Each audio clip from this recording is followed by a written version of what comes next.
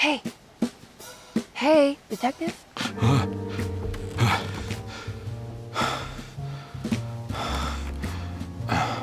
What are you doing? Oh, I found something. Great. Was it alcohol? God, no, I just got the wind knocked out of me. I think I know how to break the contract with the Dark Man.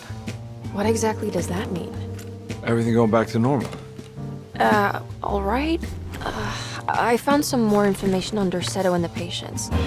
There are some seriously strange things going on here. I'm pretty sure 2 of the patients are dead and maybe even the clerk. Oh, yeah. I kind of just gave up on worrying about that. Well, just keep your eyes open, I suppose. What were you doing again? Jeremy made a pact with the Dark Man to keep all the madness locked inside Derceto. All right. I'm gonna break it. I just have to... Where is it? Where's the talisman? It's around your neck? Ah! I worry, Detective. Don't, I'm fine. I worry that you're not much help on this case.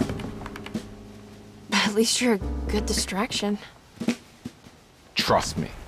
You're getting your money's worth. At this rate, I'm an absolute bargain.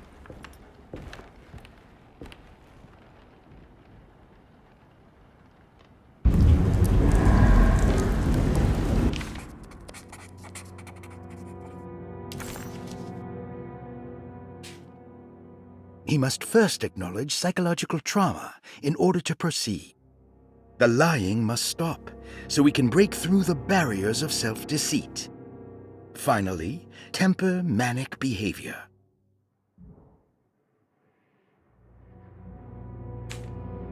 Medicine has failed me. Nothing can be done to dispel the hardwood curse. Only the sacrificial dagger may release the despair from Jacob's eye. Yet, doing so would be the doom of Derceto. Let this curse of mine be a weapon for once. I accept your demands, oh, crawling chaos. Build your prison around this godforsaken hospital. When evil has been starved, I will stay buried forever.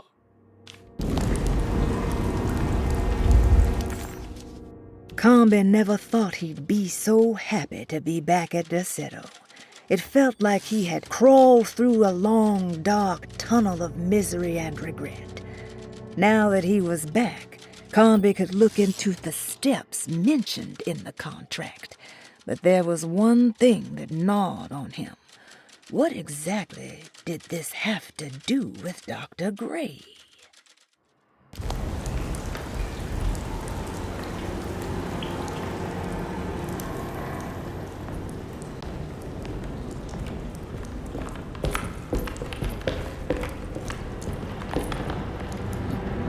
Just what this evening needed.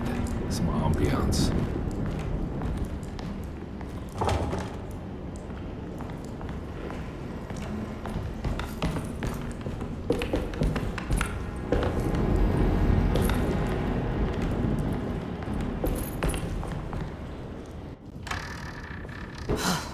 Got to be around here somewhere.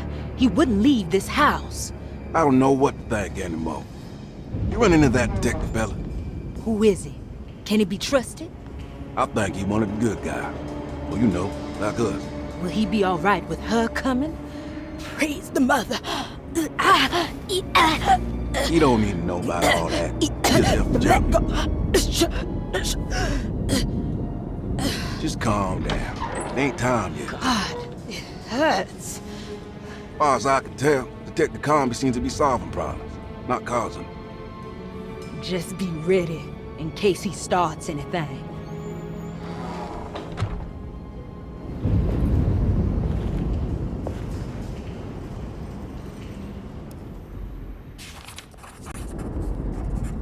The 2 orderlies still hadn't found Jeremy. Carnby figured this was good news. Emily had reminded him about some strange deaths at Derceto, and Carnby wasn't sure who he could trust.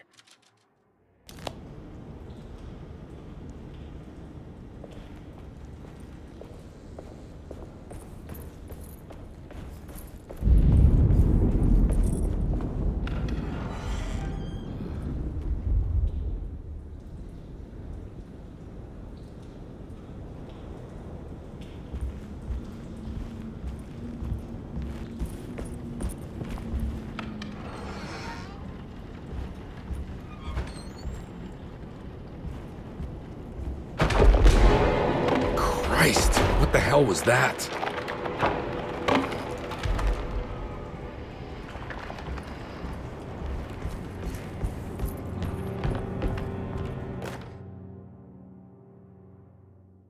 We must have faith that Jeremy's pact with the Dark Man is a bluff. If we are lucky, our visitors will find him and prove it's all nonsense before night falls. What is true is our attempt to call on her. Too many things have happened for this evening to be in vain. Think of Jack and Cassandra, even Perosi, whose circumstances I can't understand. Grace is a goat without horns. She knows it and will play the role. You must talk to your brother, Batiste. I worry that he will fail us. Mrs. Thompson.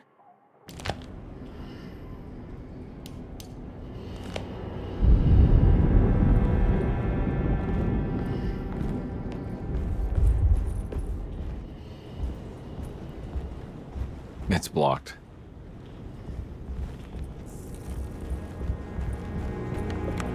I don't want to run into the orderlies right now. I'm not sure I can trust them. Don't worry about it, Detective. He knows his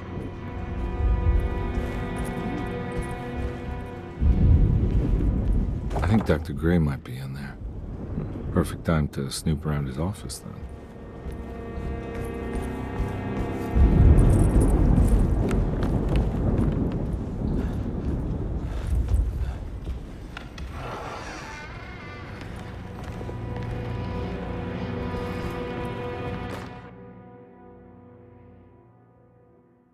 Lunacy and the Astarte Artist Colony, a monograph by Yael Klein. In early 1909, the old Derceto plantation outside of New Orleans was turned into an artist's colony.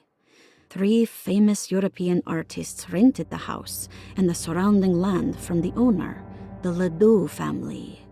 The colony was chiefly run by Sebastian Cortez, who was playfully dubbed the captain by his collaborators, William Arges and Heinrich Kassel. The colony existed for 6 years, until one day all 12 members disappeared without a trace. It is widely believed that their disappearance is connected to the disastrous hurricane that passed through on September 29, 1915, but nothing truly supports this claim. What is known is their frequent participation in New Orleans nightlife, their love for hosting parties, and their elaborate contributions to the Mardi Gras parades as the Pirates of Pontchartrain. Accounts of their lifestyle can be found in almost every gossip column. It can effectively be summed up as carefree and bohemian. In late June 1909, the name Astarte first appeared in the newspapers. Cortez said the name came to him as he was painting. There is never any claim to knowing about the ancient Phoenician fertility goddess with the same name before this time. His fellow colonist Heinrich Kassel did know, because he later produced sculptures that show clear references to ancient idols of the goddess. It's impossible to know for sure how this name suddenly made an appearance, but it is interesting because of Derceto's history. Even the name Derceto is the Greek name of a Syrian fertility goddess. In the case of naming the plantation, Derceto was certainly not an accident. We know that Elijah Pickford intended to build a temple for his cult, for he had distributed pamphlets 2 years prior to the purchase of the land, advertising his intentions. His followers were estimated to be almost 100 men and women, mostly sailors, Maroons, and Cajuns, when the plantation was built. To outsiders, Derceto registered as an ordinary slave plantation, which enabled Pickford and his flock to remain hidden for decades. The official story is that the cult lasted until 1862, when the Union Army came and burned down the plantation and scattered all who lived there. Following the Civil War, new people started to congregate in the ruins of Derceto to invent a new fertility goddess, the Shub-Niggurath. As much as Derceto is a particular name to have heard of, it's not entirely uncommon among the learned. Astarte is equally known and could have been subconsciously chosen by well-read artists. Shub Niggurath is, on the other hand, very uncommon. Almost impossible that anyone in Louisiana would have heard that name. The name is referenced only in rare books like Unaussprechlichen Kulten and the Necronomicon, and is believed to be a bastardization of Arabic words meaning pertaining to the dark young. The few paragraphs printed on the goddess are so upsetting that no one in their right mind would want to build a religion resting on such qualities. The Shub Niggurath cult was hard to get rid of, but it is believed that despite the police jailing and killing several cultists over the years, the main culprit in the cult's demise is the cult itself, which seems to line up with every instance of cult activity on Derceto's grounds. When Captain J.W. Norton of the Union Army arrived, he described the people at Derceto as malnourished and maniacal. As much as the army tried to save them, they fought back with fervor, as if nothing was going to stop them from slowly destroying themselves. While the disappearance of the Astarte artist colony remains a mystery, the recurring motif seems to suggest that their fate involved lunacy and a hunger for self-sacrifice to that fertility goddess with 1,000 names.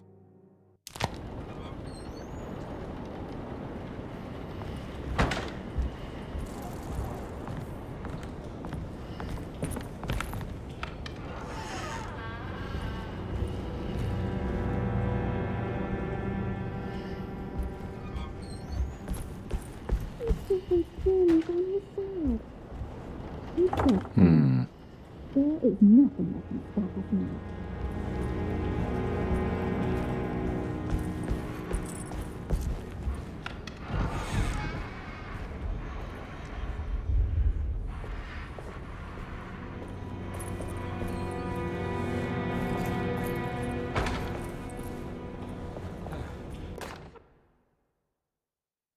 Mrs. Thompson, I understand the last week has been busy. Under these circumstances, I find it important to remind you that Derceto's concerns are not a public matter, nor is it something that should upset you. Please continue your excellent work, and don't spend a thought on the death of Perosi, or, more importantly, the suicide of Cassandra Beauregard. They should mean nothing to you or the staff. I rely on your loyalty, and trust that your close kinship with the Tabois siblings will keep Derceto's secrets hidden. Dr. Gray.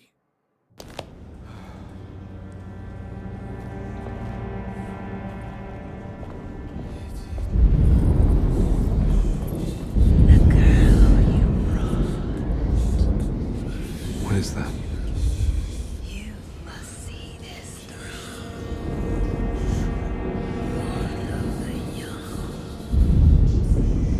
This is it, Edward.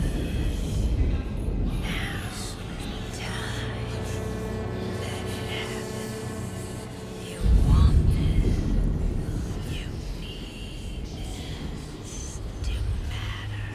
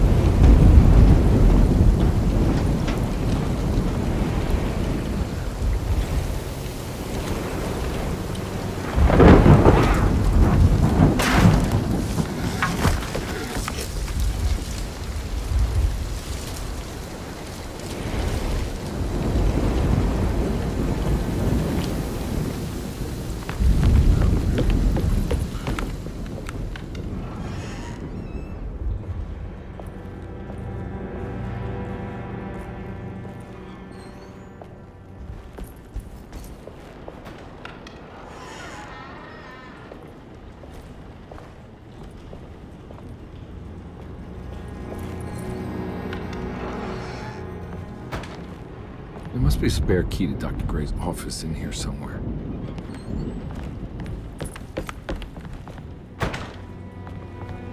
have the combination for this. But maybe Jeremy did.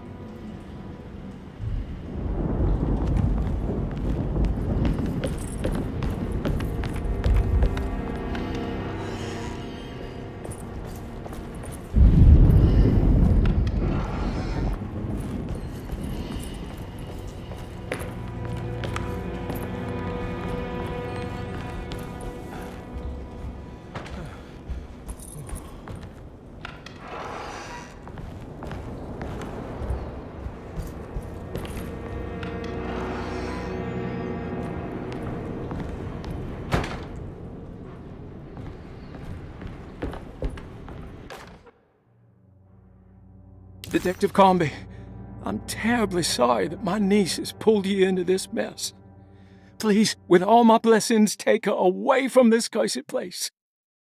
I have destroyed that eater of worlds and locked it away in the attic and retreated to a place of hiding. Tell Emily I'm safe. Tell her all the lies you can think of to make her listen.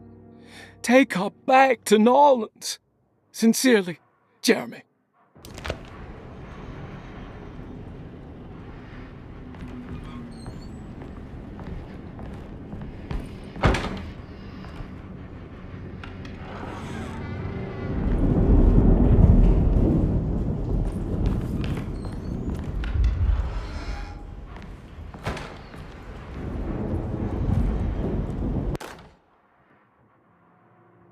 Brother, I need you to trust me.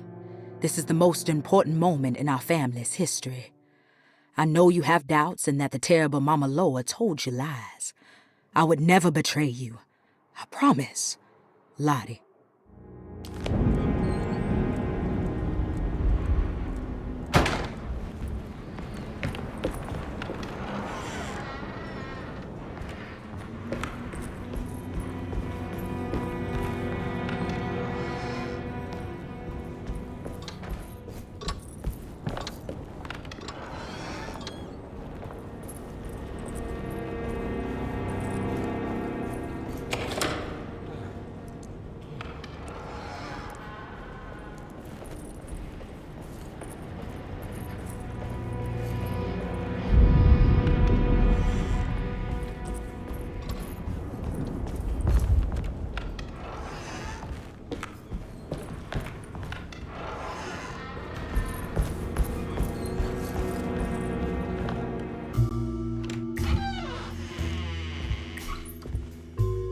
Detective Carnby. Good to see you again. Solved your case yet?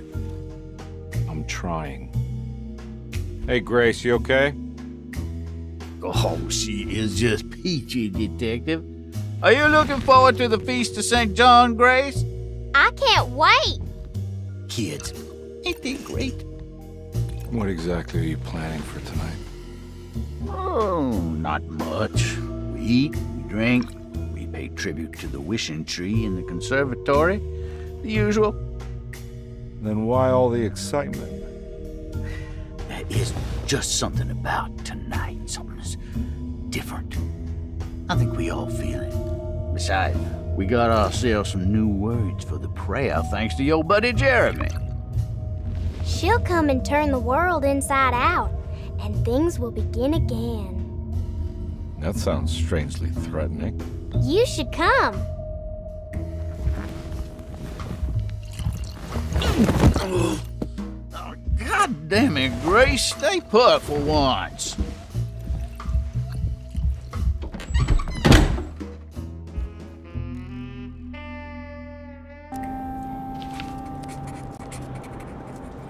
McCarthy was a deadbeat. His mere presence annoyed Carnby. It was like watching the worst version of himself mock him by simply being worthless. While Carnby enjoyed watching the child outplay the drunkard, there was something terrifyingly familiar about Grace. It was taunting him, like he was supposed to remember, but couldn't.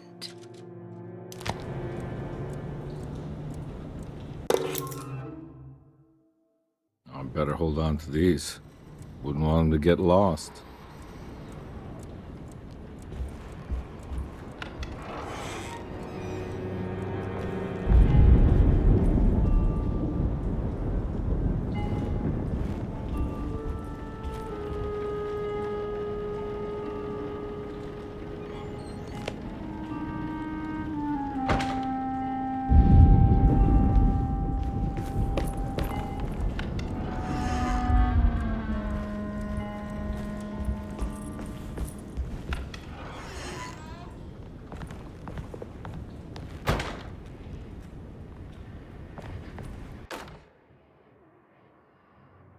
Jeremy knew that the only one who could help him now was the guest in room number 3. The room seemed to have been empty for so long. But that wasn't allowed to be true. The story needed to be different. To include something from the outside, he would bring the guest back to room 3 and show them what was in that safe. 913. But those were not the right numbers. That was the combination for the safe in the clerk's office.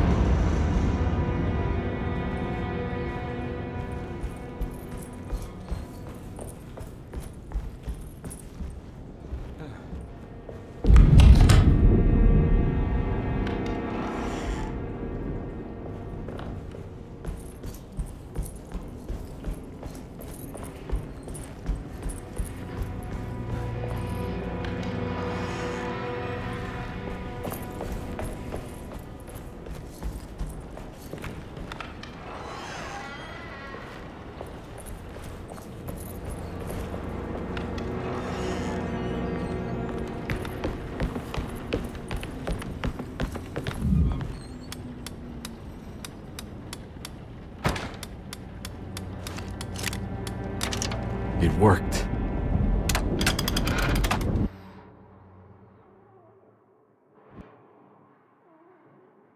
The last guest in the empty room suffered from severe maladaptation.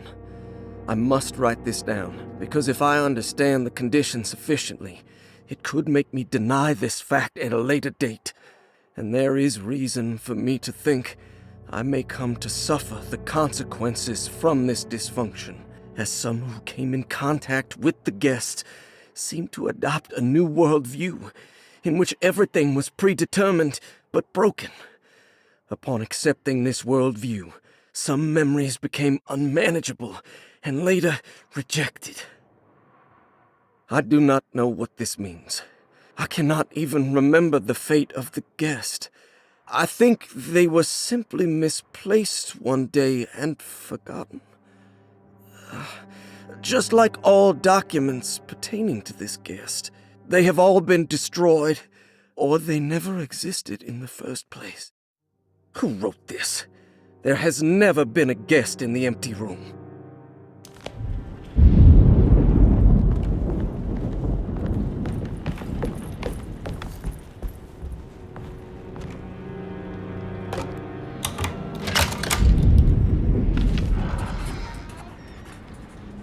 Dr. Gray was somehow mixed up in this business with the Dark Man, Detective Carnby decided. He had to be. Either Dr. Gray was using the idea of the Dark Man to manipulate and torture Jeremy, or the Dark Man was an actual powerful being possessing Jeremy. And in that case, Dr. Gray was simply a stooge. Maybe both could be true at once. Carnby felt his mind racing in all directions. No matter what, he had to find a way to break the pact. That was what Jeremy said was needed. It didn't even matter what was true or not. If Jeremy wouldn't leave Derceto before the contract was broken, then Carnby had to make it happen. He just wished the steps on the contract made a little more sense. Dr. Gray's office, all to myself. Let's see if we can figure this guy out.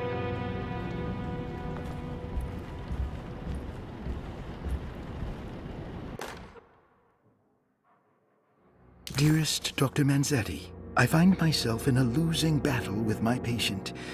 As I've disclosed in my previous letter, his delusions have him completely captured. It's bad enough that he is torturing himself with paranoia, but his madness turns out to be quite persuasive to others, effectively laying the ground for mass delusion. I am writing to you in hope that you can give me some guidance. Beyond my ambition to avoid devastating surgery on my patient, I have grown worried about my own defenses. The words of my patient are deranged, yet they often resonate with something primitive within me. I have tried photographing his brain with X-rays. It was surprisingly difficult to get good results. Dark blotches on the plates kept obscuring all details. My patient looked at the bad plates and cried out in terror, telling me the dark areas was the shadow of the worm, eating him from inside. I could not see anything out of the ordinary. I hope this is a sign that my mind is not as receptive to the madness as I had feared.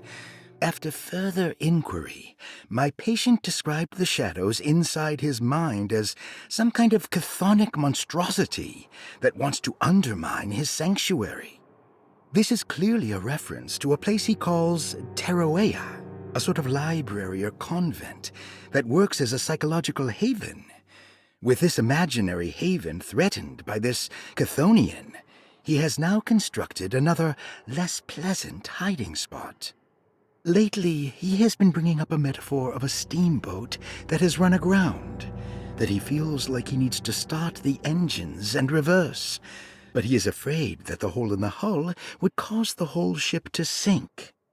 I've been watching him turn this metaphor into reality for the last week. He knows it's made up, but he is doubling down, trying to make it a real memory. I feel certain that this is my chance to break through the barriers of his self-deceit.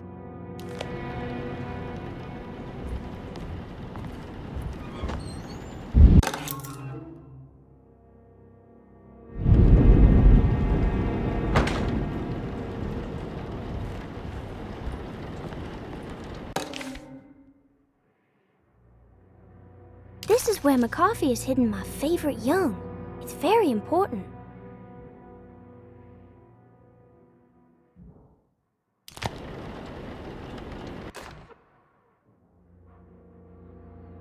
I have finished tidying up Miss Beauregard's belongings. I will leave it to you to contact her agent and have them collect her things. I found one of Grace's drawings she might want back, along with this key in her room, which I believe you've been looking for, Mrs. Thompson.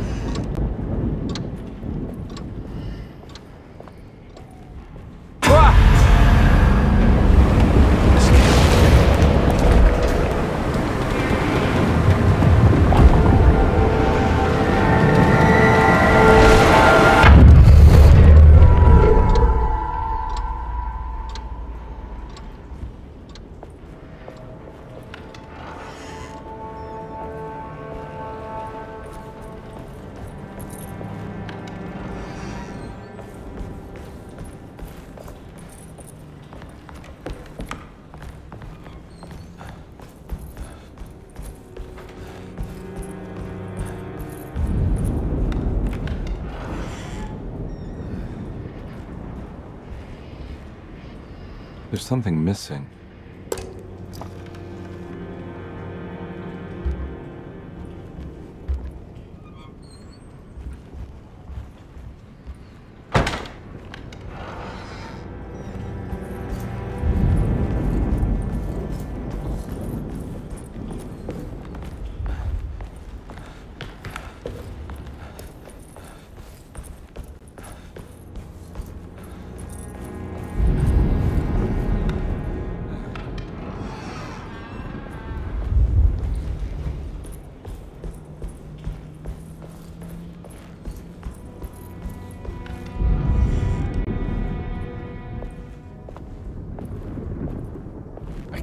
take this much more.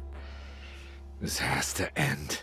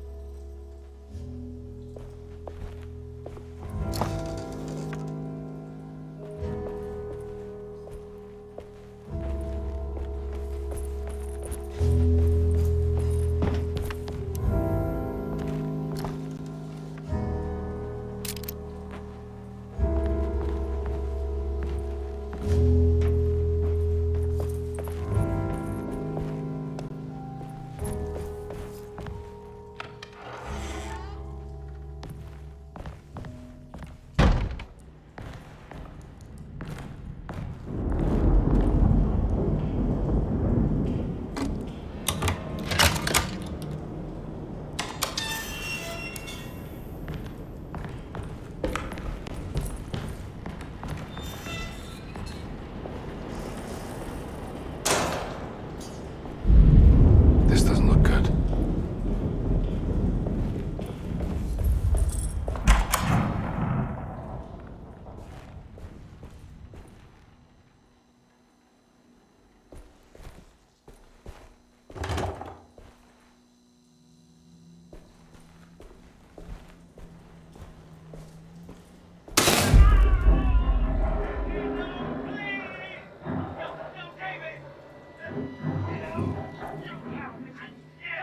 I need the key.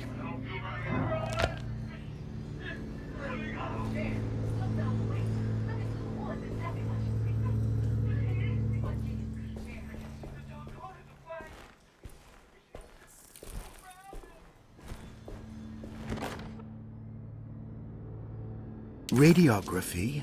Patient Jeremy Hartwood. Date June 14, 1930. Plates. Jeremy's skull proved difficult to capture properly. Partial radiographs worked best. A complete picture of the brain can be assembled by piecing 3 plates together. Observations. Even when looking at an assembled version, a shadow covers significant parts of Jeremy's brain. Possible tumor, but more likely that the equipment is failing. Jeremy reacted strongly to the pictures and claimed to see a giant clay worm eating and displacing his memories. Notes. While this exercise has left me nowhere closer to an answer, I feel confident that a Burkhardt lobotomy should sever all necessary parts.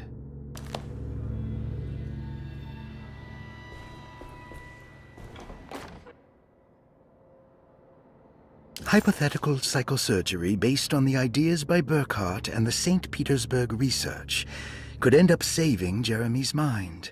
Severing the connections around the frontal lobe would certainly solve most mental afflictions. The procedure would be brutal in performance, as well as in efficiency. An ice pick pushed through the edge of the eye and into the skull would untether the nerves like Alexander cutting the Gordian knot.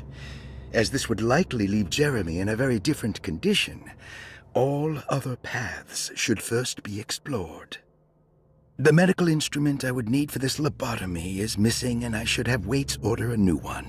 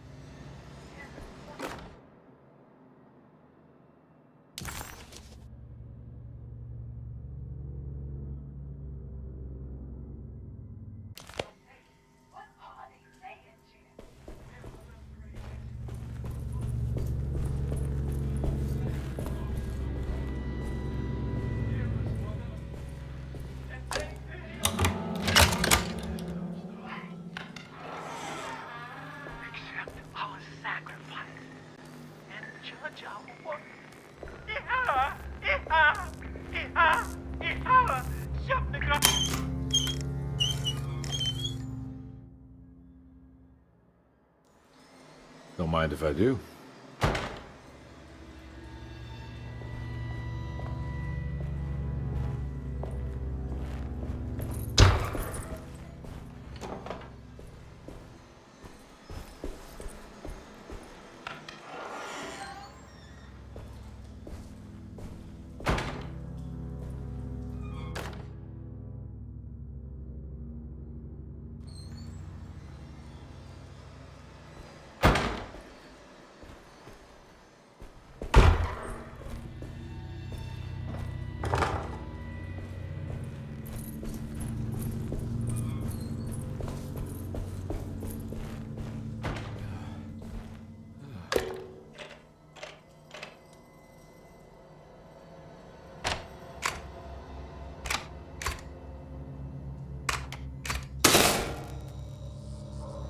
That's better. Dr. Gray had been putting Jeremy through some thorough medical investigation. He was trying to break through Jeremy's stories and get to some truth, just like Carnby was. Could Dr. Gray have been trying to break the contract as well?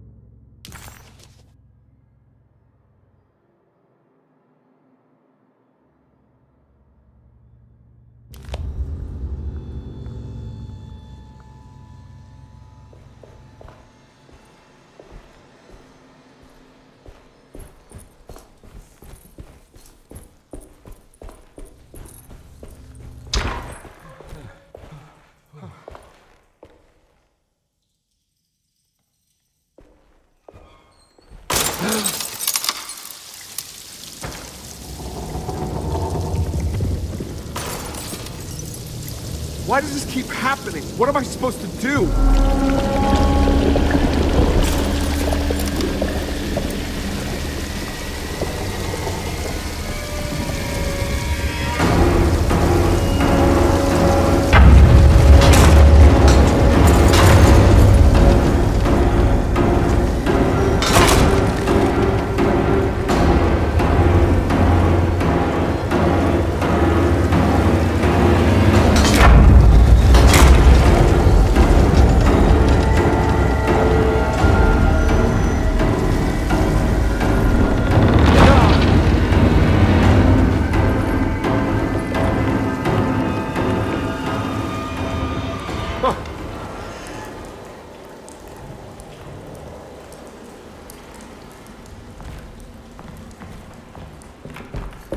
And we're back here. Well, perfect time to have a look around this place.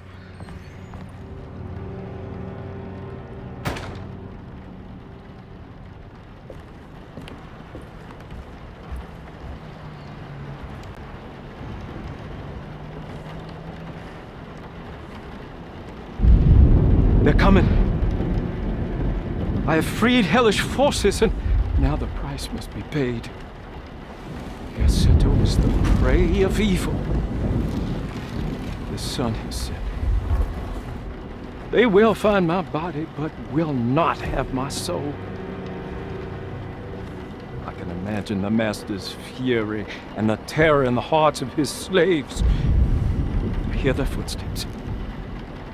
Some may understand what I've done. May God forgive me.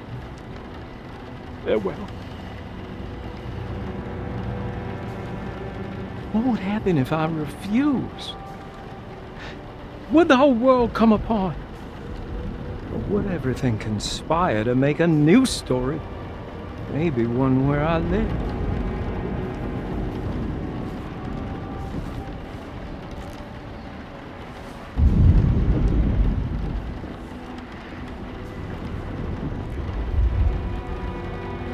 I'm sorry, Frederick.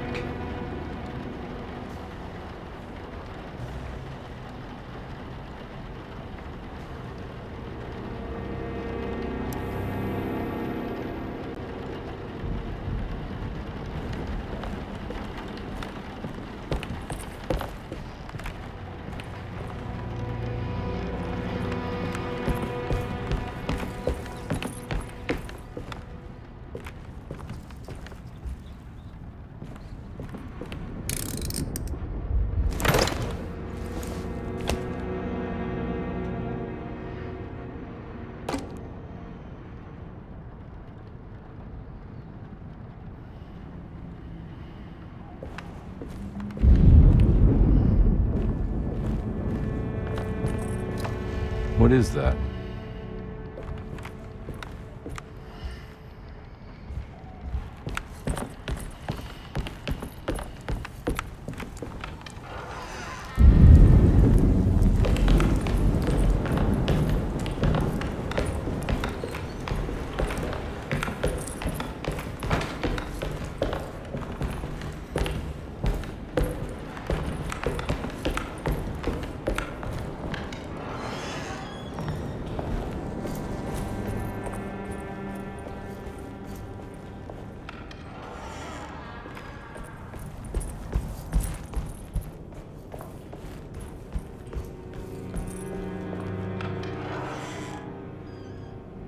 Surprisingly neat. Maybe I've been selling that old barfly short.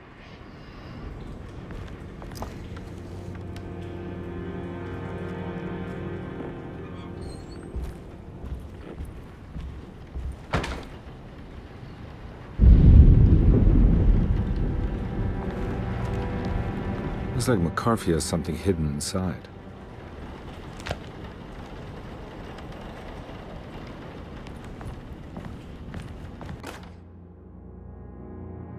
Sometimes, I think this place makes me worse.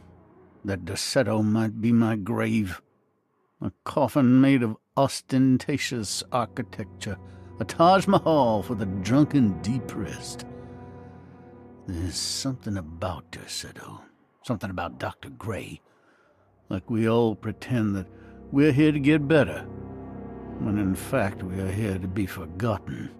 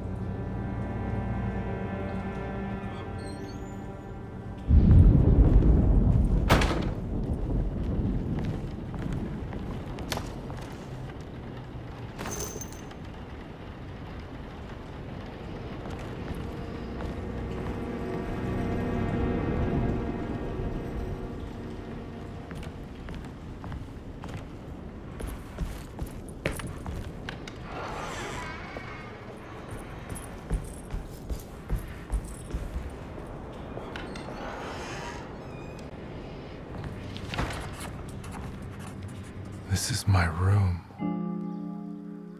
I belong here. The empty room always felt familiar.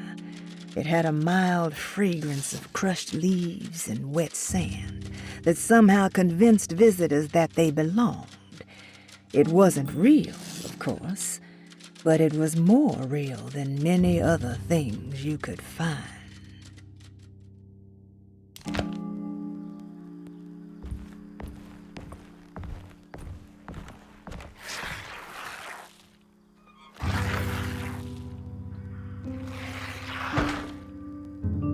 I know that number.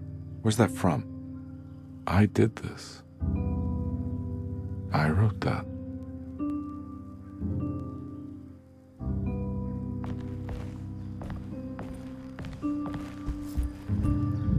I know the combination. I carry it with me.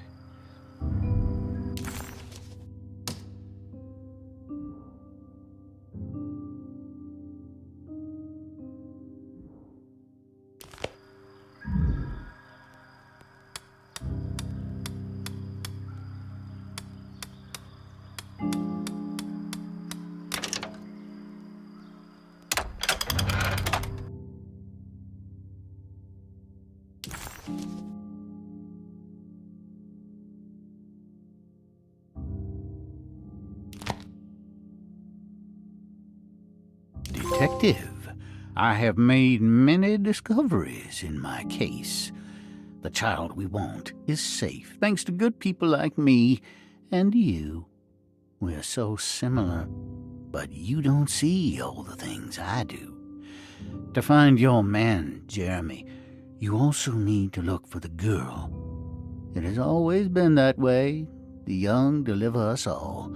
You should have a look in my room. There's a piece of the puzzle you will need. Take care now. My coffee. How long have I been here?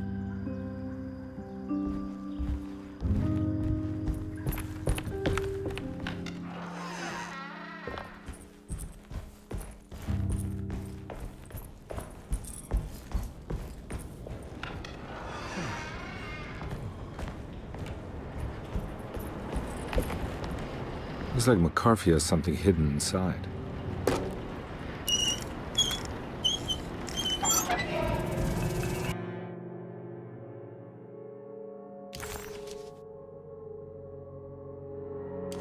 Why would McCarthy lock this up? Was he trying to keep Grace from completing the shape? If so, couldn't she have just made another drawing?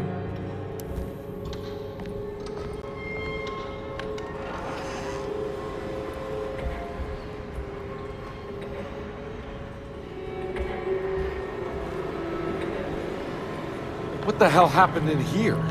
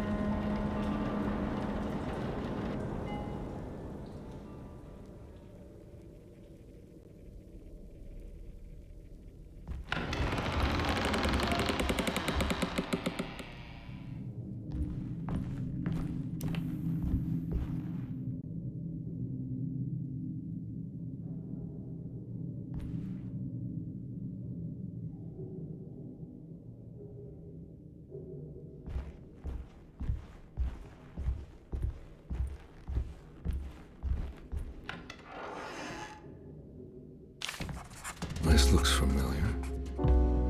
How am I back at the office? Jeremy's never been here. That's me, isn't it? How long had it been since I drowned myself in drink and depression? It had all felt so peaceful, slipping away into oblivion. A welcoming, dark voice wrapped around my mind like a heavy blanket. It turned off suddenly as I woke up from the sound of my office door closing shut. A messenger had left a telegram from Mrs. Saunders. She had a lead on where to find her husband and her kidnapped daughter.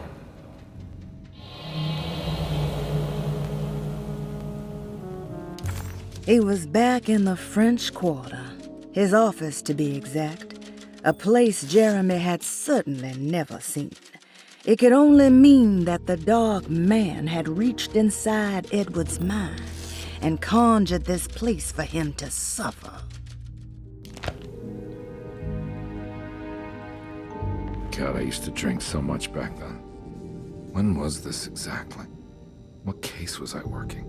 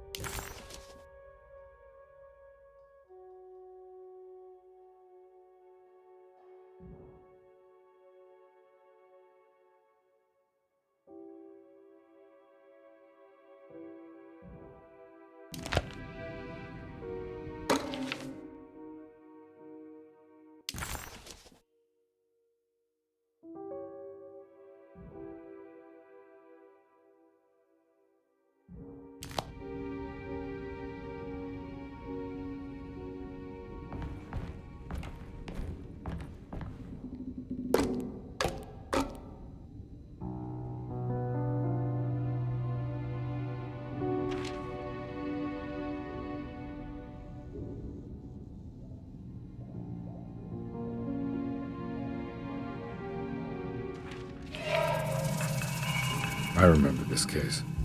Some kid got taken by her father, headed out of state, but he had made a mistake by selling a painting that his wife actually cared about to a collector named Thornhill to fund his venture.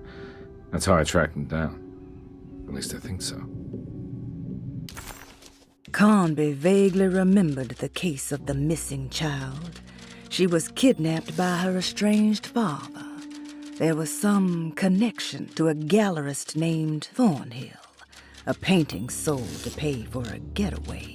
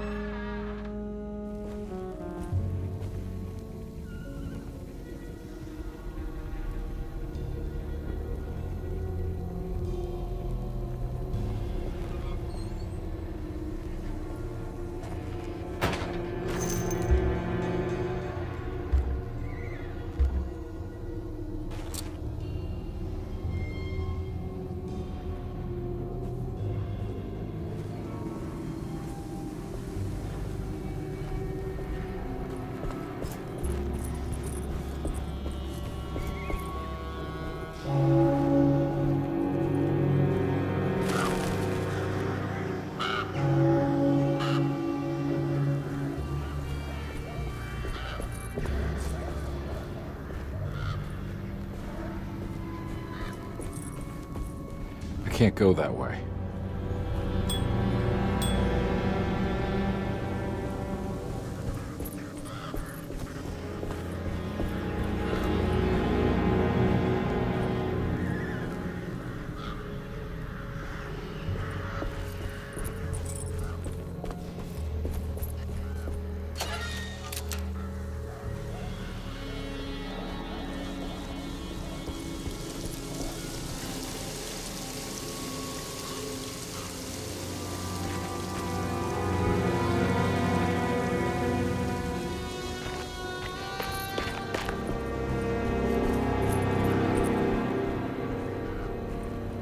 Thornhill wasn't a bad man, but he had principles keeping him from handing out information about his deals.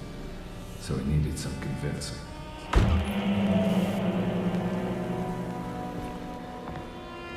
Well, every case can't be squeaky clean.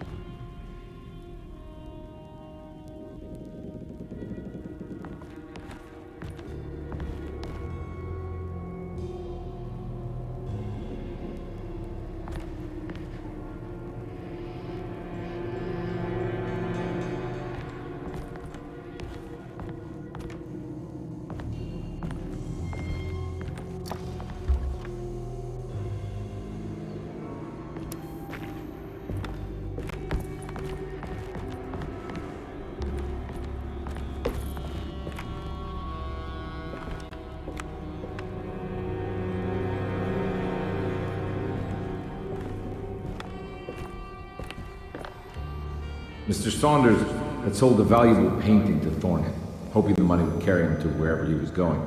The painting, now leaning on an easel in Thornhill's bedroom, had a certain mesmerizing gloom that seemed to call out to me, telling me I was needed for something important. I felt myself falling into the painting, only being brought back by Thornhill, thrusting an address to a Hotel St. George into my hand, and asking me to get the hell out.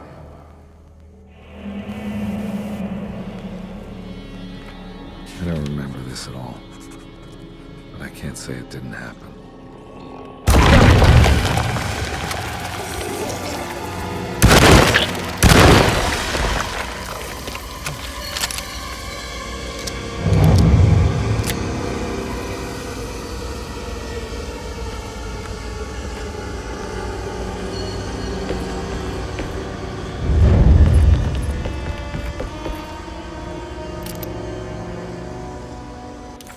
The kidnapper had sold a painting to Thornhill, the collector, to pay for a car and enough gas to get out of Louisiana.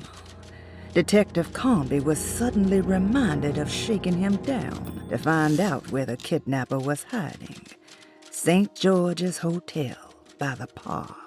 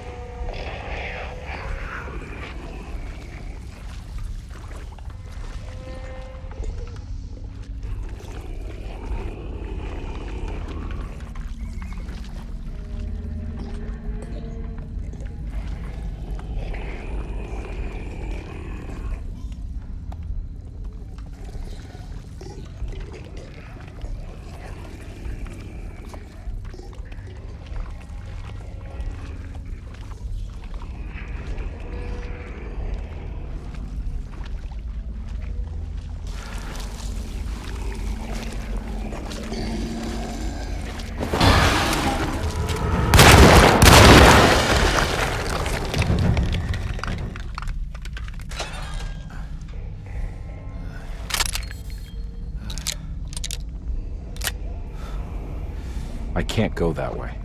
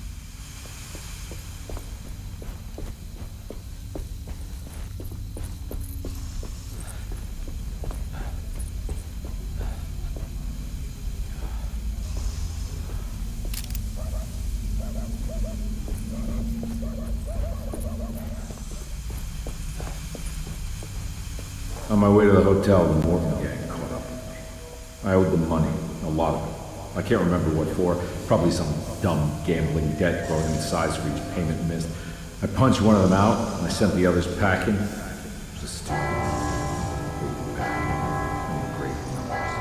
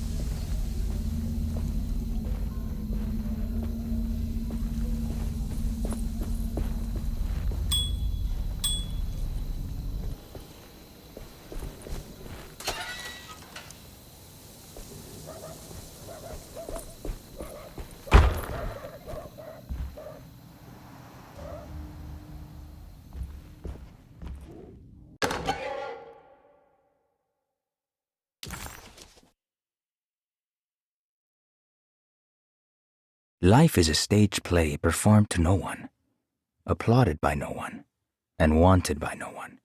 A story already written, meant to play out in one way only. I wrote my book in order to explain that there might be more to life, that free will isn't truly free unless it moves against the expected.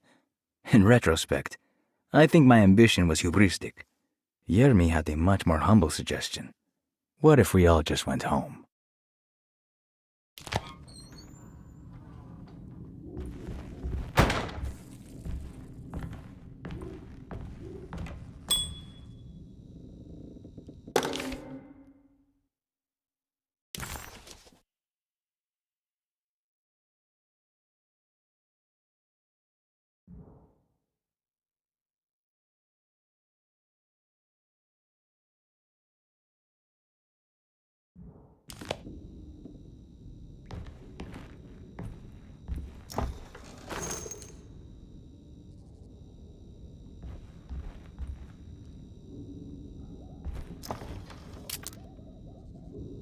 I found him. In the hotel ledger, I recognized the handwriting of the signature, Ted Stryker. It was him. I could feel it. It was the kidnapper I was hunting. I put on my knuckles and hurried up to his room.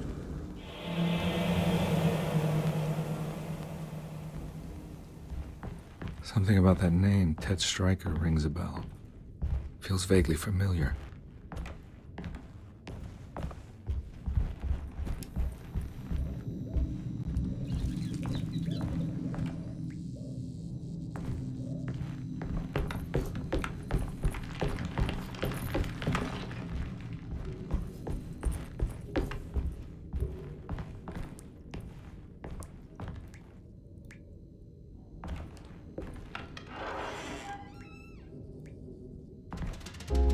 I recognize this room, but I didn't catch up with them here. I must have followed them. But where?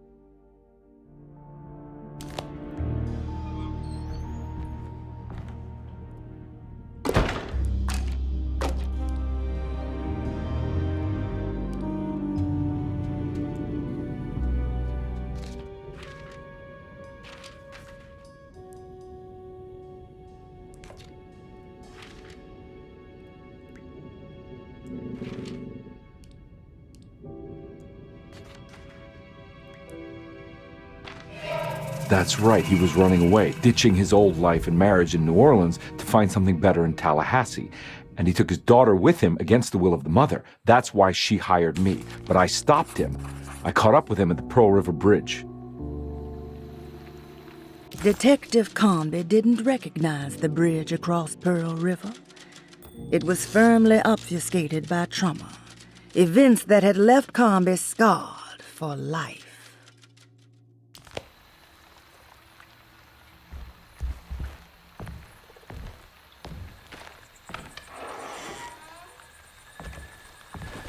Pearl River. This is where I caught up with them.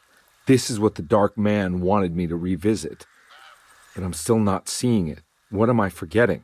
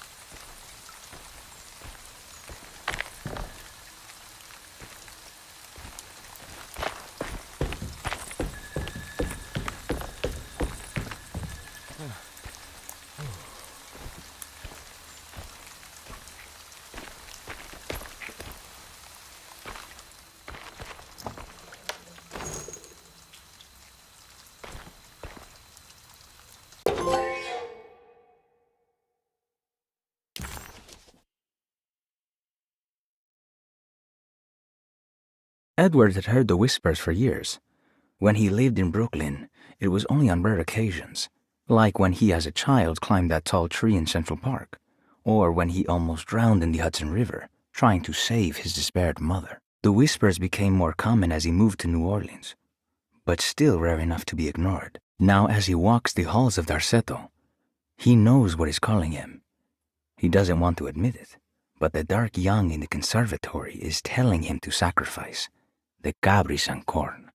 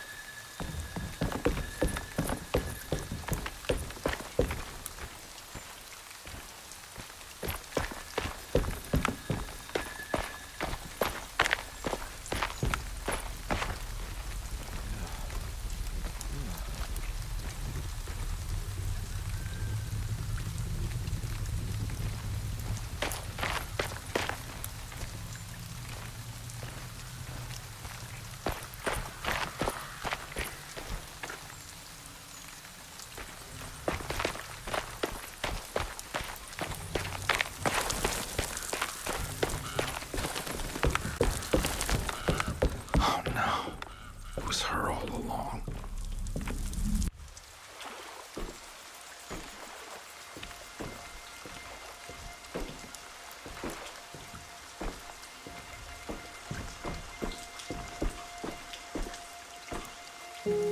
I can't believe I didn't recognize you. I looked a little different back then, I suppose.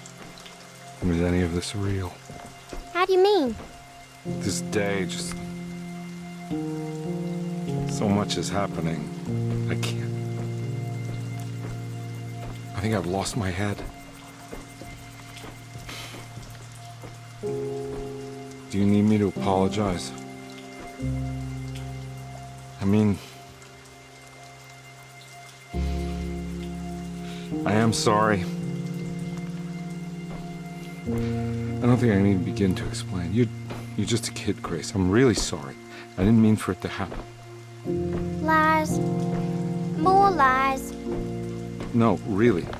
I thought I was being a good guy by handing you over to your mother. I didn't know. I couldn't have known that she wouldn't care about you. I don't know how this works. What is this for? Some form of admission of guilt. Maybe acceptance. It's what the Dark Man wants. I guess we just watch my father die again then. You think he's alive? I know he is. He's down there, scared that he won't be able to get out. That he will drown with his daughter again. What are you saying? We gotta save him! We? Do it yourself. I'm down there with him, remember?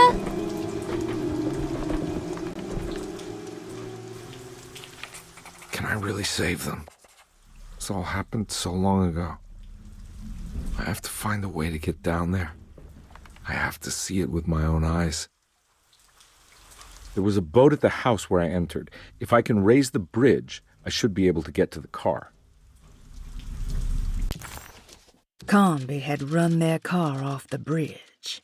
He pulled Grace out of the sinking car, but left her father to drown. He could have saved him. There was time. He just chose not to. Instead, he took Grace back to New Orleans and collected his paycheck.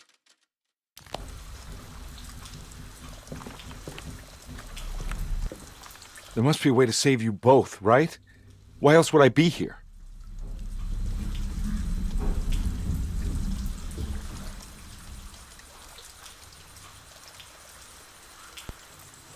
Don't worry, kid.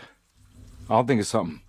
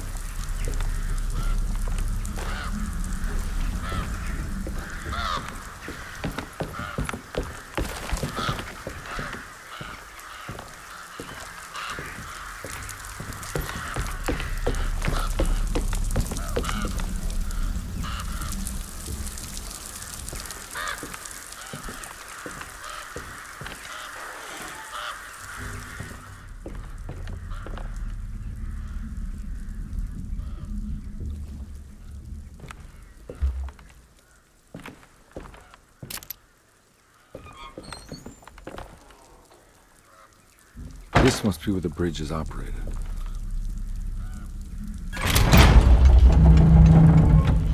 Nothing's happening. It's like something's holding it back.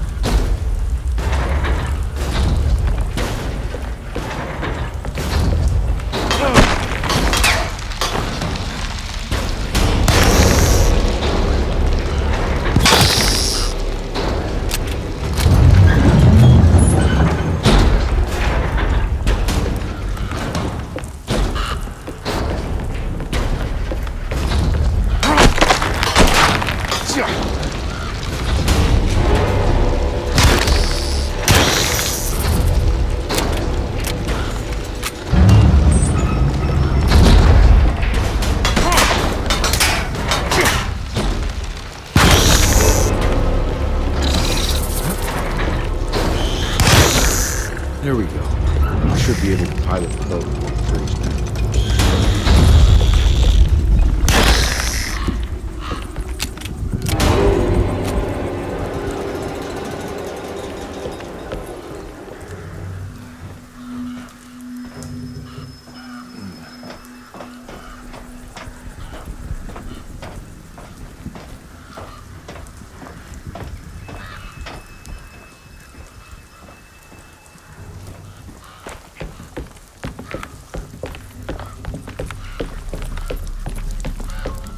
Where did she go? I really hope she didn't jump.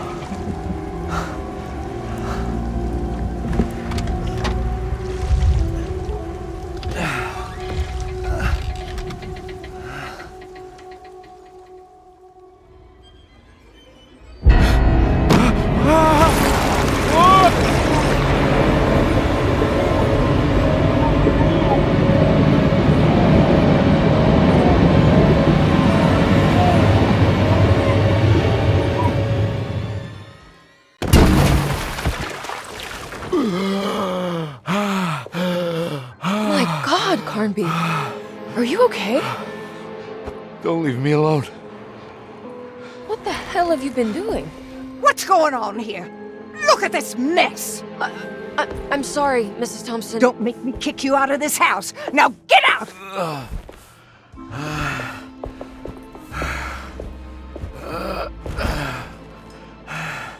Hey, Detective. Mr. Carnby. I'm really worried about you. I'm okay. I just need to catch my breath for a moment. This place? There are some very disturbed figures around here. And I don't think it's just the patients. I've been reading some things about how Derceto has a deranging effect on people. I think it might explain things. What? Just take it easy, okay? I'm gonna go find a way into Dr. Gray's apartment. I want to know what he's hiding. Emily, don't worry.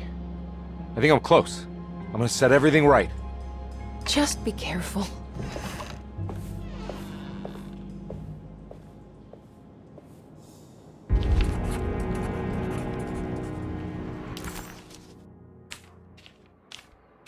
The dark man had forced Carnby to face his memories of Grace and her father. How he ran him off the bridge at Pearl River and carried on to steal his child as he was drowning. He then handed Grace off to her mother because that was the job, and you don't question the job. You take the money and get drunk. As Carnby slowly accepted his trauma, he started to wonder why it was his and not Jeremy's.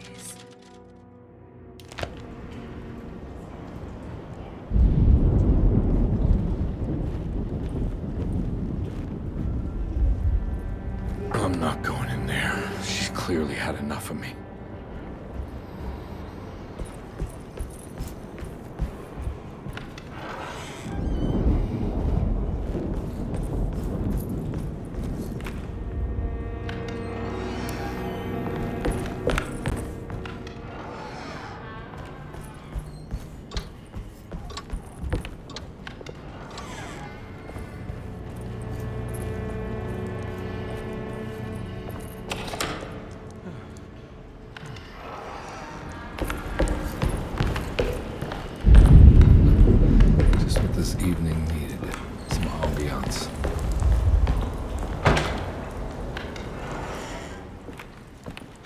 And we're back here. Well, perfect time to have a look around this place.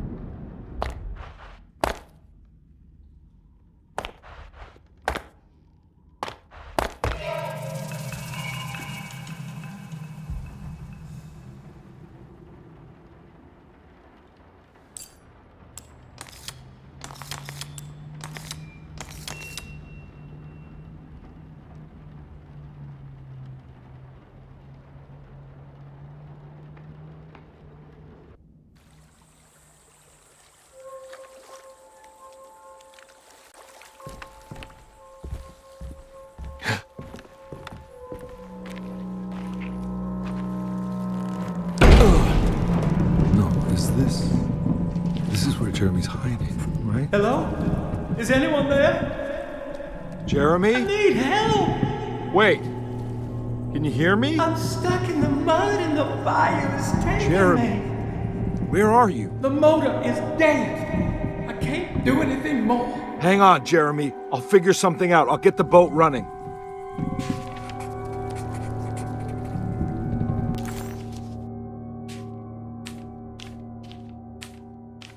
Carnby entered some new, mucky dreamland of Jeremy's, a long-abandoned steamboat aground in the bayou. Jeremy was calling out for help, but Carnby couldn't figure out where the voice was coming from. For a moment, Carnby wondered if the boat itself was Jeremy, or if he was below it somehow. It didn't matter right now. Jeremy was clear on one thing. He wanted Carnby to get the steamboat running and out of the mud.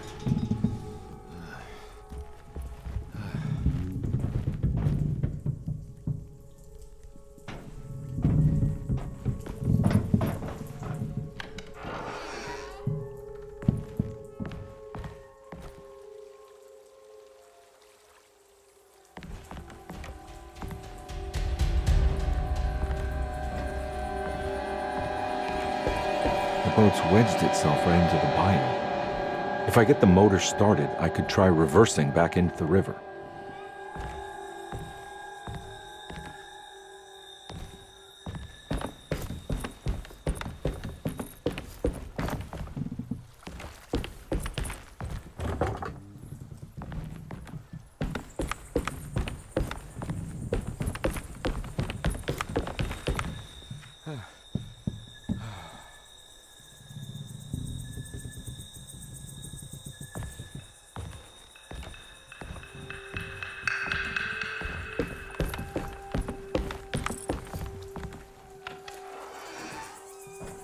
Jeremy, where are you?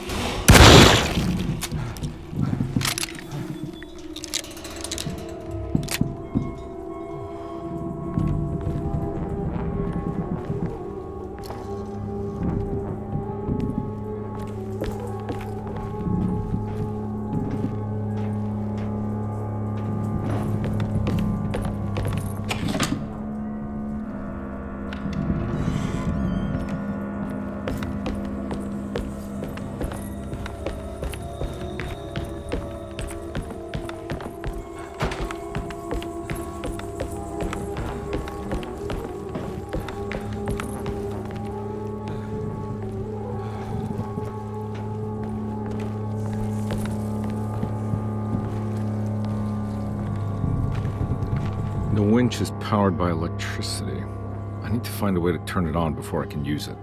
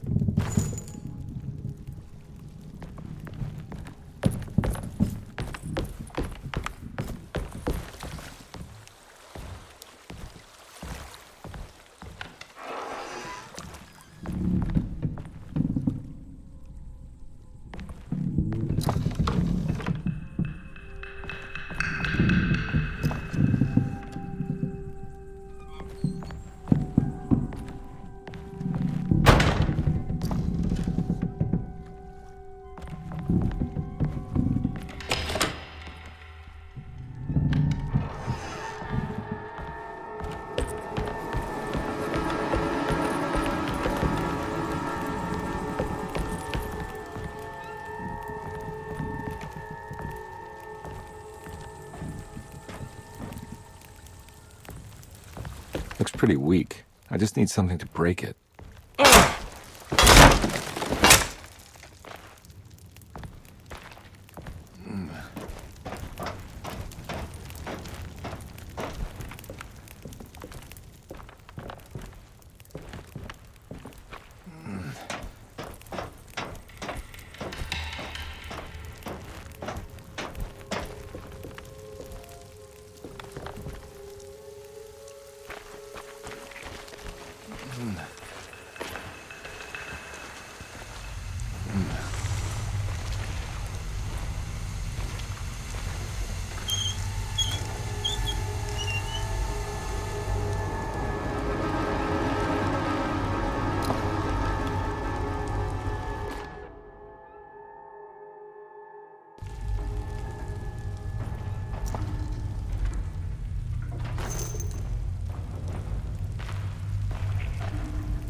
This definitely needs fuel.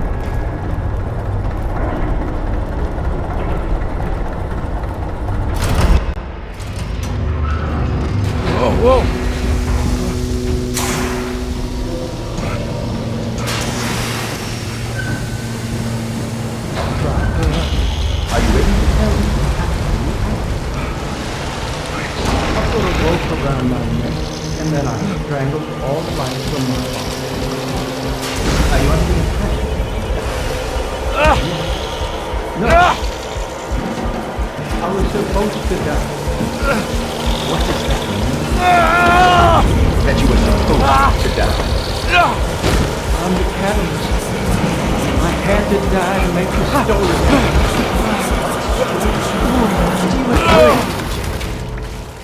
30 years ago, Frederic needed me to die.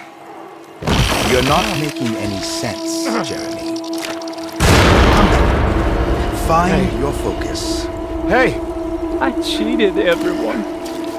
I didn't play my part. Hey! I escaped my doom. My destiny.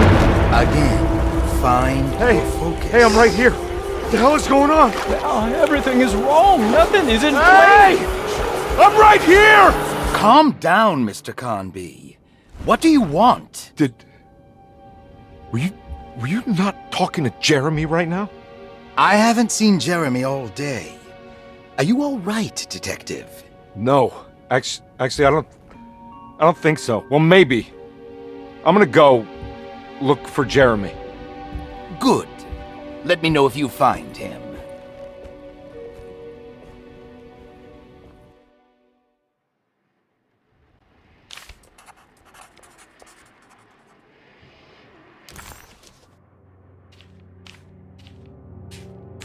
The steamboat was a hideaway that Jeremy had built over the last few days. Having seen his memories extracted and expanded into physical realms by the Dog Man, his unconscious mind had decided to take the chance that Jeremy could manifest a world in secret. A world that wasn't sanctioned by the Dog Man. Deploying his own self-deceit as a gambit against his dog master.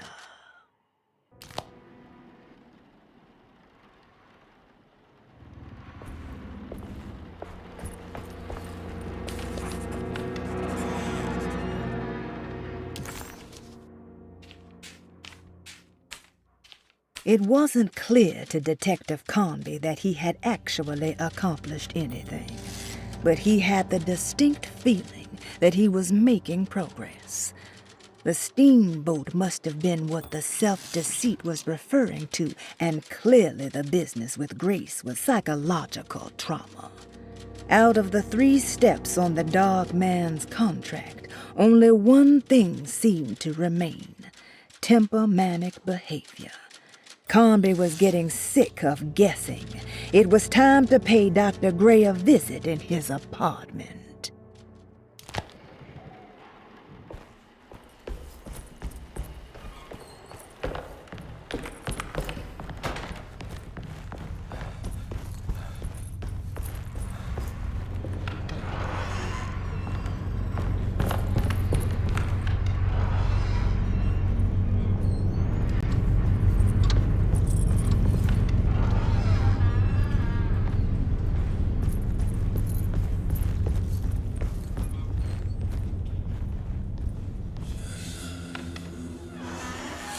Detective, am I glad to see you. Lock the door, will you?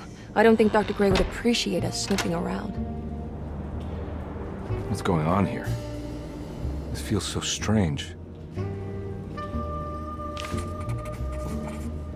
Detective Carnby felt removed from himself. Like driving drunk, he carefully tried to navigate his environment. What the hell was going on? Was he finally losing his mind? At least Emily was here to call the police if he went off the deep end.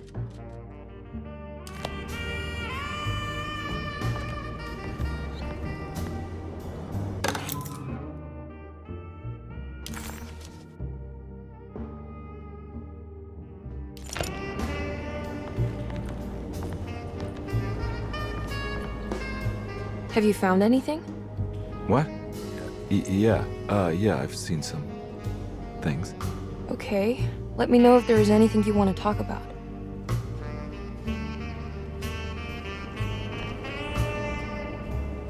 You don't find this place strange?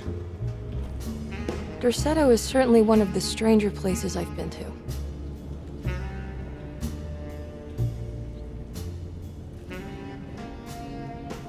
This room feels too real. Hyper real. More than anything I've ever experienced. Okay. I don't see what you mean. Forget it. I gotta get back to breaking the contract. Yeah, that's what I was doing.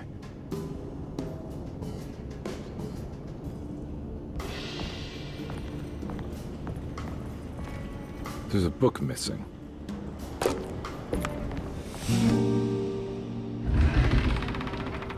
What did you do? I was just rearranging the books. Well, come on, let's check it out.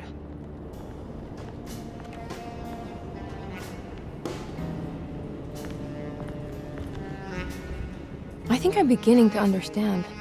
Dr. Gray is dealing with some kind of mass delusion.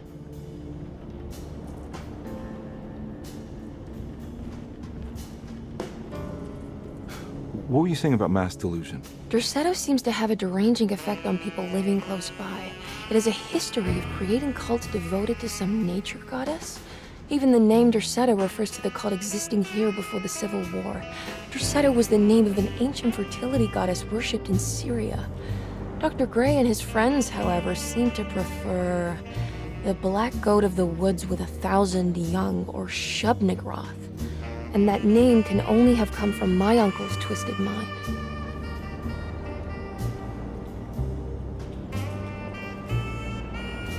You think all of them are in this cult business?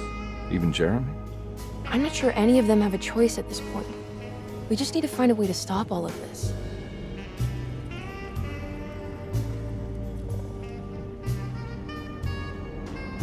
I've been so busy trying to free your uncle from the promise he made to the Dark Man. I guess I kind of just let everything else go. Don't worry, Detective. I feel like we're close. I'm sure Jeremy will turn up. If he is part of the cult, he wouldn't want to miss the Feast of St. John. I just need enough information to make him see the truth. I hope you're right, but I doubt he'll show up. Not as long as the Dark Man's got him hiding.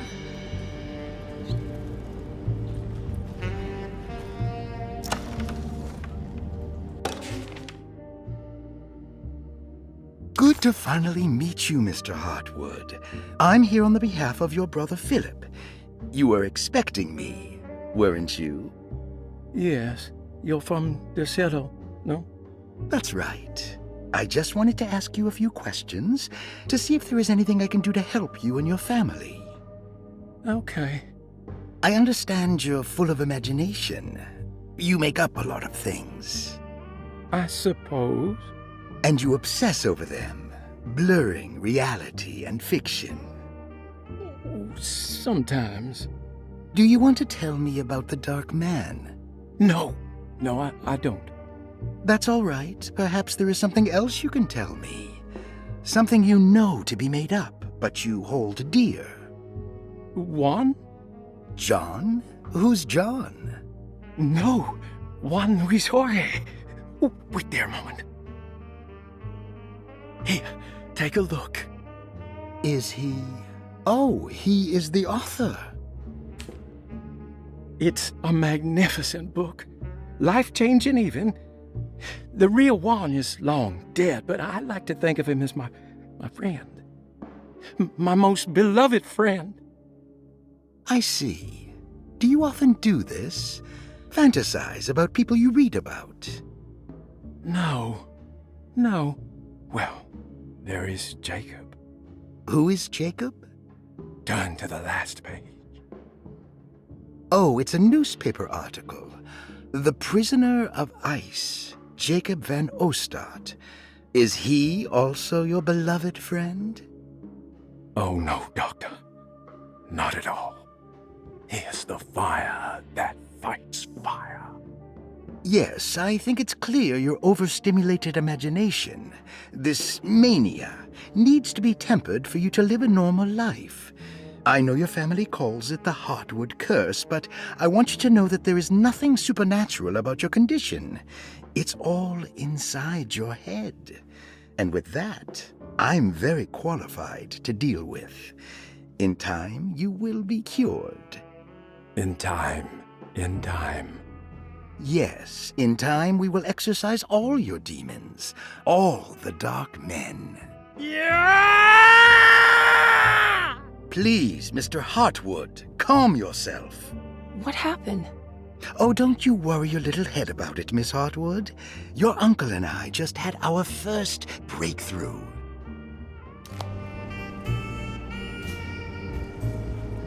That mark on the floor looks like talisman positions, but from which direction should I look at it?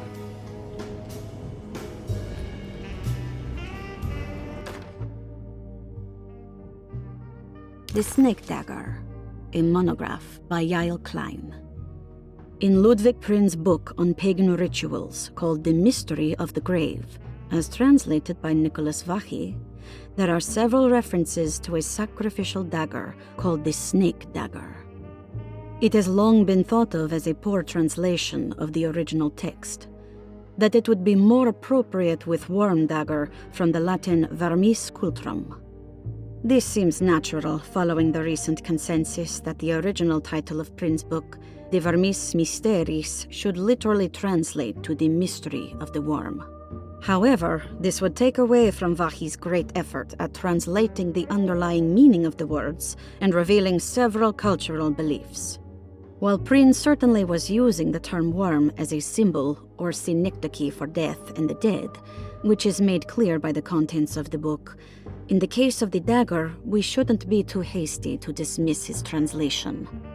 Reading through Vachy's correspondence with his patron, it appears that he had more than just the Latin text at his disposal. Vachy had dug up Prin's living relatives and uncovered several cross-referenced historical texts and an actual snake dagger. The dagger was dated to the early Middle Kingdom of Egypt and had such a clear shape of a wave that Vachy considered calling it the sinusoidal blade. Knowing the full story, it seems prudent that he chose to translate it as snake and not worm. There are several reasons why this choice of word helps us understand the pagans that Prin's book attempts to describe. The symbolic value of the shape becomes more apparent when reading about the use for the dagger. In the passage of possession and exorcism, we find the snake dagger poisons the poisoner within the victim and is therefore pacified. Where the literal text would tell us that the worm dagger trumps the demon possessing the victim, it tells us nothing of their reasoning, only that somehow this dagger wins against the demon, like it had the better hand in poker. Vachy's translation allows us to follow the underlying logic to the ritual magic that is being performed. Poison the poisoner sounds like fighting fire with fire. That to hurt the demon possessing its victim, the priests would have to fight back with a power that is known to the evil they are fighting. The snake dagger is therefore not only a good way to describe its form, but it also helps us understand how it could be thought of as a useful tool for exorcism. Finally, it also helps us understand their relationship to lunacy, that it was thought of as something poisoning the mind rather than controlling it. What is also interesting to note is that the possessed are always considered poisoned in their head and not their heart. The snake dagger always went to the eye of the possessed, leaving them partially blind, if they had the good luck to survive.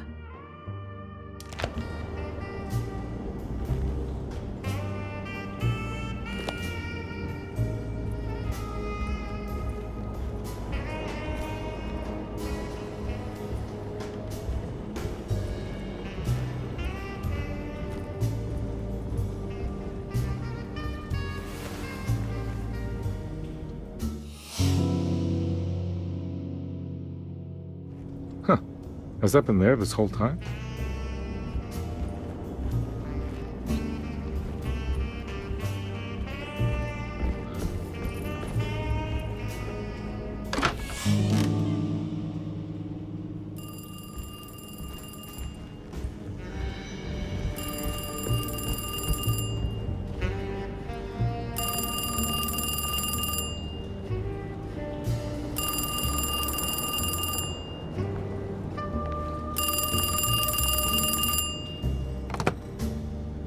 Hello? Detective Carnby? Who is this? Jeremy? Jeremy is with the Dark Man. You can't save him. Well, I've done everything he wanted so far, and there's just one more thing on the list. I expect him to keep his promise and return Jeremy unharmed. Get out, detective. While you still can.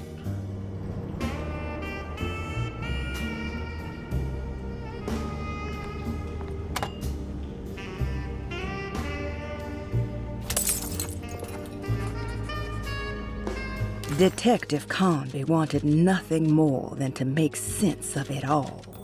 But clearly, that was not in the cards right now.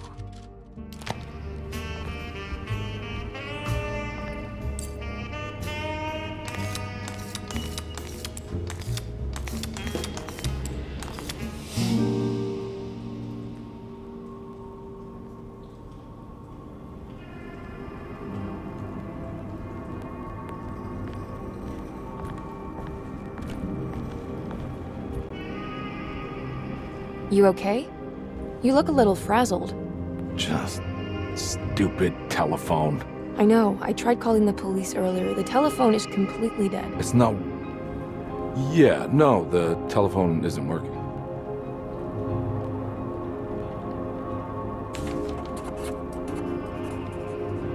Detective Carnby was worried Emily could tell, that she could see the madness written on his face. But what if he was the only one seeing the truth? Could that still be the case?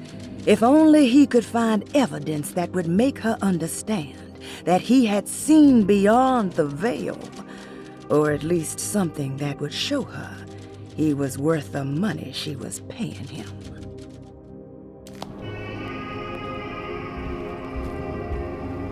Miss Hartwood, I think you're gonna want to see this. Is there something in the closet? Yeah, there is. You don't see the very obvious gate leading to whatever Jeremy's madness is serving up next? I don't understand. Are you making some kind of fashion metaphor? I'm sorry, I don't have time for this. Can you just tell me what you're doing? You don't see this. It's fine. It's fine. Catch you later. Are you going inside the closet? Yeah. You got a problem with that? No. Do what you think is right, detective. Sorry, I didn't mean to. Goodbye, Miss Hartwood.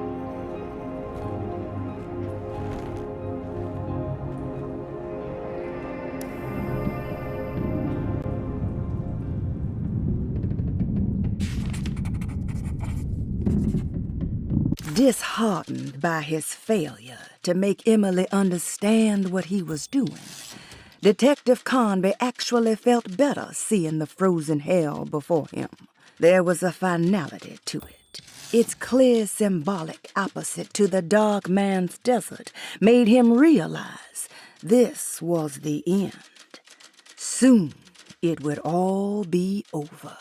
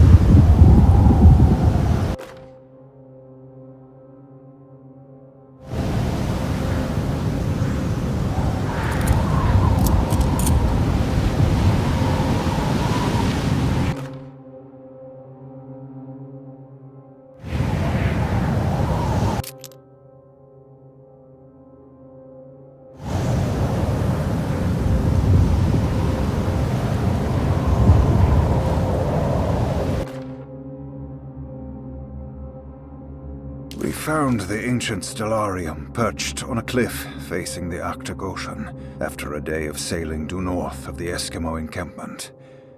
Jacob van Oostad was our most keen member of the expedition. He had been chasing down the source of a peculiar type of crystallized metal present in several sacred items among the natives on the northeast coast of Greenland. The site was a remarkable find for any explorer, and we were all enraptured in our search for enlightenment and meaning. The surviving architecture seemed almost unearthly in origin and astonishingly sophisticated. The metal Jacob was searching for was abundant, almost ubiquitous. We were so taken by our find that we were surprised by the sun falling below the horizon. As we quickly picked up our gear, ready to head back to our camp, Jacob van Oostad declared that he wanted to stay. He was adamant. We begged him to reconsider. The night would be getting colder by the hour, and we feared for all our safety. Jacob refused, threatening us with violence if we wouldn't leave him alone. As the snowfall turned heavier, we left him there on his own. The next day, the weather became worse, and we had to spend hours enforcing our shelter as our tents became increasingly useless. The group had written off Jacob, thinking he must be dead. I had an urge to make one final attempt to save him, so I headed out as darkness fell with a handful of flares and headed toward the coast and up the climb towards the Stellarium.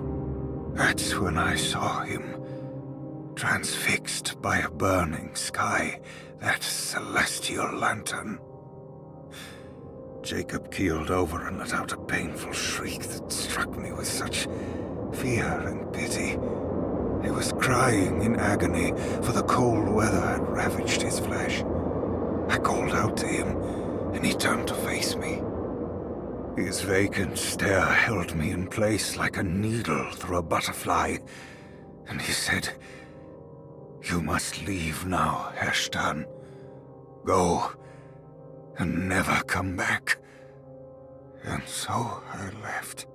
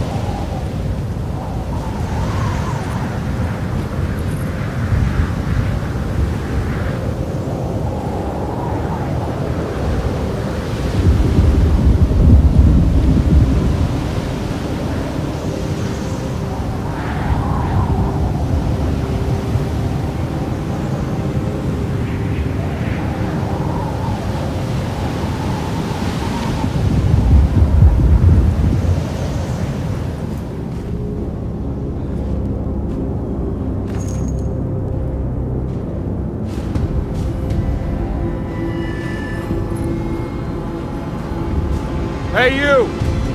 What are you doing here? What is this place? Turn back to Detective. You're not wanted here. Whoa, take it easy. I'm not your enemy. Oh, you're wrong, Detective. You're wrong.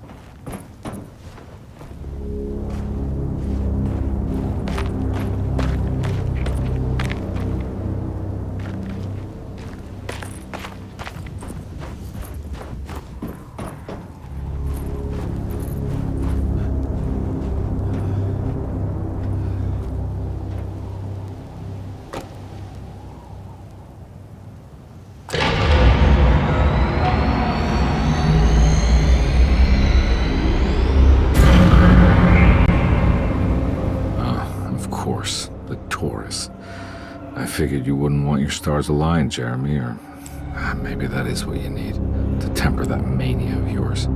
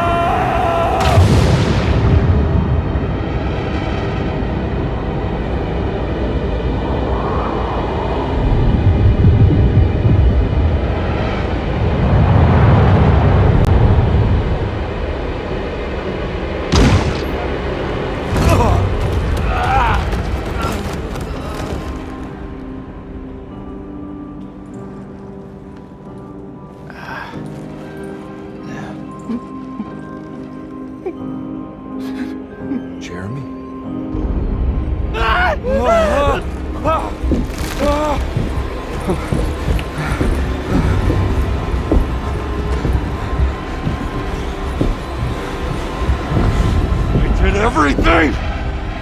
Aren't you happy? Stupid charlatan! What more do you want from me? You want me to lose my mind? Oh, my lord! Doctor! Baptiste! Quick! Jesus. What were you thinking, Carnby?